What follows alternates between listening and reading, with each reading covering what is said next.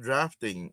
The person is doing the drafting for for more than 15 minutes or almost 20 minutes. Is Yeah, there no intentional or illegal for no, having that intentions? no. Because you're eliminating the resistance if you're drafting at the back. Yeah. Yes, and drafting is legal. And actually it is a form of strategy for open water swimmers. Think about the the swimmer. We'll use this pair of scissors. This is the head of the swimmer. As they go through the water, there's going to be water that's going off to the side of the swimmer, right? Off to the side. And if another swimmer can come up and get right to the waist, that water is going to be going around them, and they're actually going to be a little draft off of that lead swimmer. There's been uh, a lot of research done, and a swimmer that's drafting can conserve. Some have said as much as 38%. Some have said, research has shown, about 8%. If they're sitting a little bit further back and about the feet, it can be, as much as 13%. But we do know that there is some energy that can be conserved off of somebody else. Well, as somebody falls into that draft, they become part of the water that swimmer in front is actually pulling. All right. So they're pulling their body through the water, but they're also pulling what's close to them. And that becomes, part. I don't want to get into too technical. It's a draft, and you're actually pulling whoever's in your draft. All right. But the swimmers are going to benefit. And that's why you've got to be aware as an athlete of where you are, what you're going to do if somebody is there.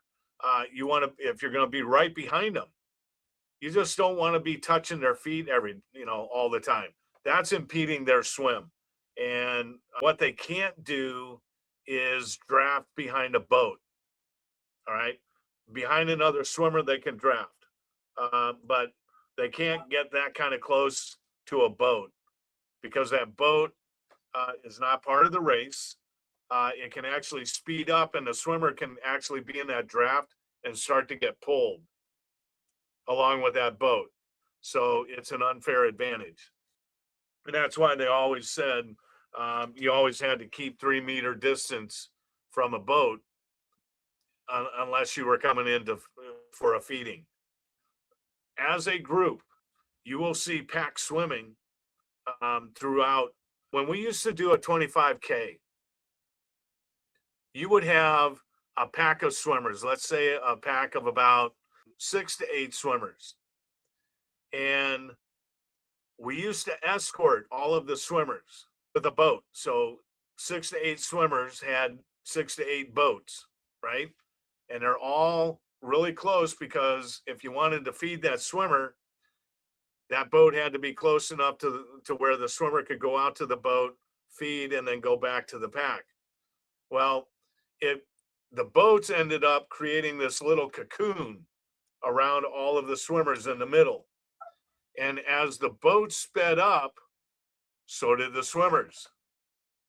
So we actually began to realize that if you could ever get into that front pack, that front group, and stay in there, you had an advantage because there were so many boats that you could actually slow your pace down, but you get pulled at a much faster pace without exerting the energy.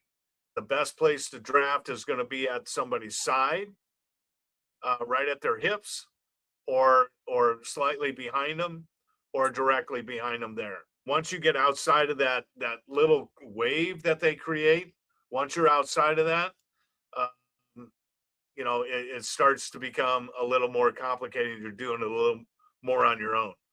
The faster that front swimmer goes, it creates a bigger wave, right? That also means that there's a bigger draft. or a little bit quicker draft. Become a member of the International Swim Coaches Association and get access to the global library for ISCA members. And check out our open water swim events, which happen every September and May in Virginia.